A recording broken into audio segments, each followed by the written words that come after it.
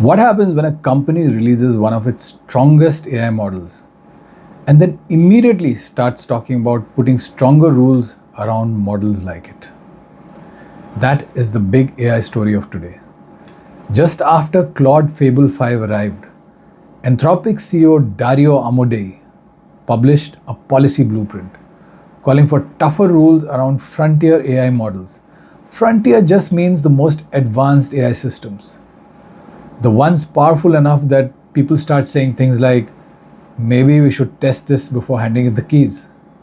And honestly, that's fair. The new proposal reportedly calls for mandatory third-party testing of advanced AI models.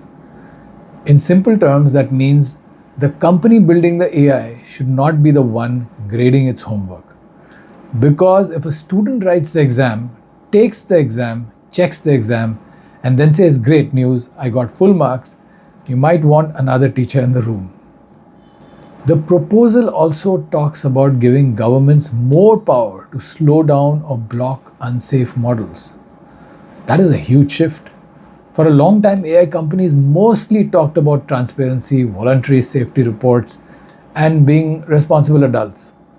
Now the conversation is moving towards actual binding rules. That means rules with teeth. Not just please be careful, but prove this system is safe enough before it goes everywhere. Why does this matter for regular people? Because the more powerful AI becomes, the more it moves from harmless chat to serious work. Coding, cybersecurity, science, medicine, finance, and serious decision making. If the model is wrong, unsafe, or too easy to misuse, the problem is no longer just a funny bad answer. It can become expensive, risky, or dangerous. So this is not just a government story, it is a trust story. Can companies build powerful AI and still prove it is safe?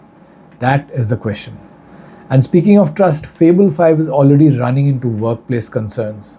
Microsoft reportedly limited or removed employee access to Fable 5 from an internal system because of security and privacy concerns.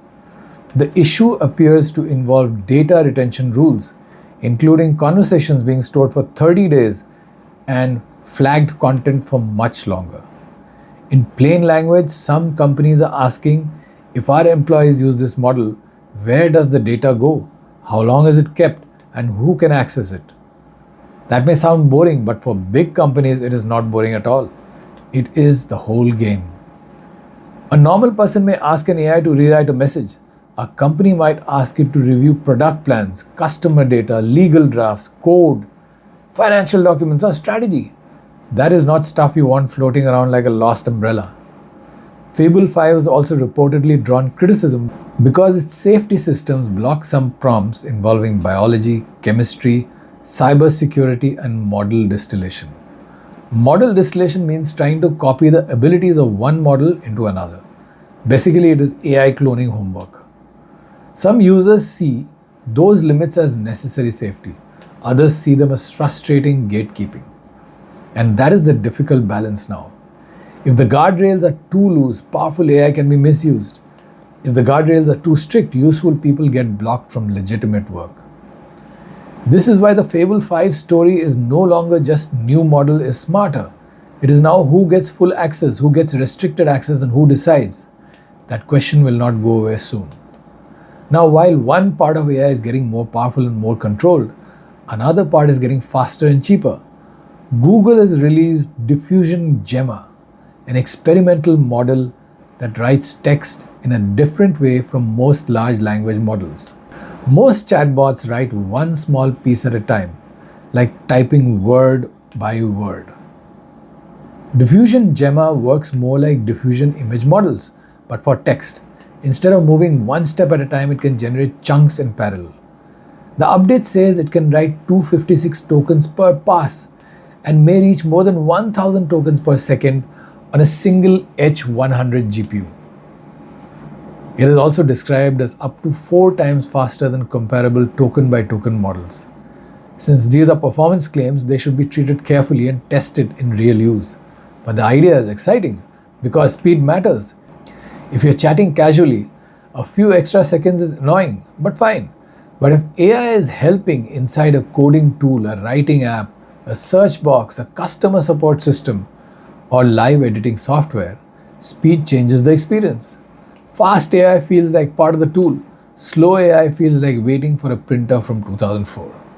There is a catch. Diffusion Gemma may not match the quality of standard Gemma 4. So this is not automatically better AI. It is more like a new trade-off. Less polish, more speed. And that is actually useful. Not every task needs the smartest model in the room. Sometimes you need the fast one that can autocomplete, edit, fill in code, or help you iterate without making you wait. This connects to the final story. How companies should actually use AI at work. We have a surprisingly practical workplace argument for you. The future of work may not mean employees spending more time talking to AI. It may mean the opposite. If agents are designed well, they should do more work quietly in the background. That means less chat with the bot all day and more system finds the information, prepares the brief, organizes the content, then only asks the human when judgment is needed. That is a much better version of AI at work because nobody wants their job to become managing 5 needy robots in a trench coat. The goal should not be more AI interaction. The goal should be better work with less friction. So the useful question today is not which AI is the smartest, it is which AI should be trusted with which job. A model that writes faster is useful, a model that thinks deeper is powerful, a model that works on private data needs rules. That is the real work now. Matching the tool to the risk. That's it for today. See you in the next episode.